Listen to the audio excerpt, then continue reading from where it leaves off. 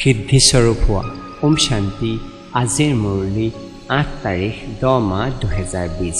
বাবাই কৈছে, মৰমৰ সন্তানসকল, বাবা আহিছে তোমালোকক বহুত ৰুচিৰে পঢ়াবলৈ। তোমালোকেও ৰুচিৰে পঢ়া। নিচা থাকিব লাগে। আমাক পঢ়াওঁতাজন স্বয়ং ভগৱান হয়। প্ৰশ্ন: তোমালোক ব্ৰহ্মকুমাৰ কুমাৰীসকলৰ উদ্দেশ্য বা শুদ্ধ ভাৱনা কোনটো? উত্তৰ: তোমালোকৰ উদ্দেশ্য হৈছে কল্পৰ 5000 বছৰৰ পূৰ্বৰ দৰে পুনৰ শ্ৰীমতত বিশ্বত সুখ আৰু শান্তিৰ ৰাজ্য স্থাপন কৰা। তোমালোকৰ শুদ্ধ ভাৱনা হৈছে যে শ্ৰীমতত আমি গোটেই বিশ্বৰ সদ্গতি কৰিম।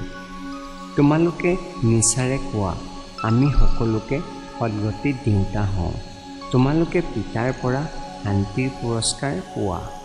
নৰকবাসীৰ পৰা স্বৰ্গবাসী হোৱাটোৱেই পুৰস্কাৰ লোৱা হয়। ওম শান্তি।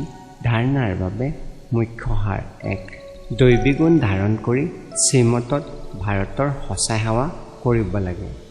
নিজৰ, ভাৰতৰ আৰু সমগ্ৰ বিশ্বৰ কল্যাণ বহুত ৰুচিৰে কৰিব লাগে।